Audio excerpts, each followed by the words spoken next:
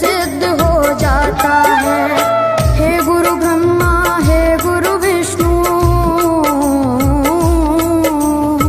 हे गुरु ब्रह्मा, हे गुरु विष्णु, हे शंकर भगवान आपके चरणों में। हे गुरुदेव प्रणाम आपके चरणों में, सारे तीर्थ धाम आपके चरणों में। हे गुरुदेव प्रणाम आपके चरणों में।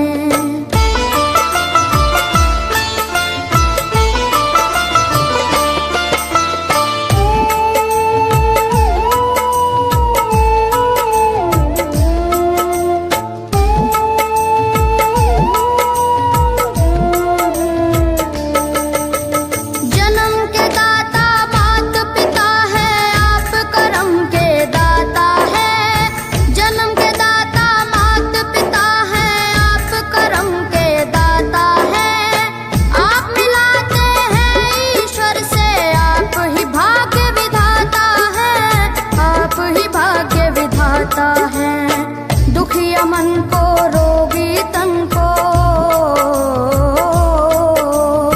दुखिया मन को, रोगी तन को मिलता है आराम आपके चरणों में।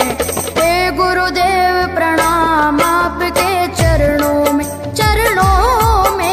सारे तीर्थ धाम आपके चरणों में। गुरुदेव प्रणाम आपके चरणों में।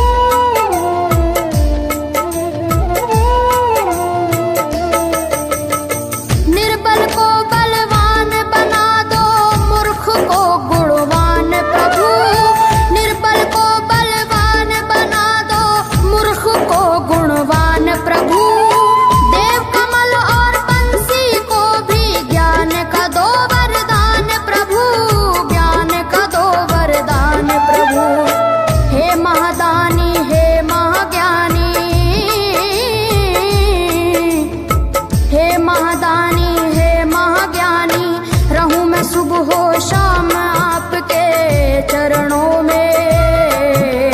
हे गुरुदेव प्रणाम आपके चरणों में, सारे तीर्थ धाम आपके चरणों में। हे गुरुदेव प्रणाम आपके चरणों में। करता करे न कर सके, पर गुरु करे सब होए। तो दीपानो खंड में गुरु से बड़ा न कोई, गुरु से बड़ा न कोई, प्यारे गुरु से बड़ा न कोई। मैं तो 7 समुद्र की मसी करूं, लेखन सब बन गए राय। सब धरती कागज करूं, पर गुरु गुण लिखा न जाए, प्यारे गुरु गुण लिखा न जाए। सारे तीर्थ धाम आपके चरणों में। हे गुरुदेव प्रणाम आपके चरणों में, सारे तीर्थ धाम आपके चरणों में। हे गुरुदेव प्रणाम आपके चरणों में।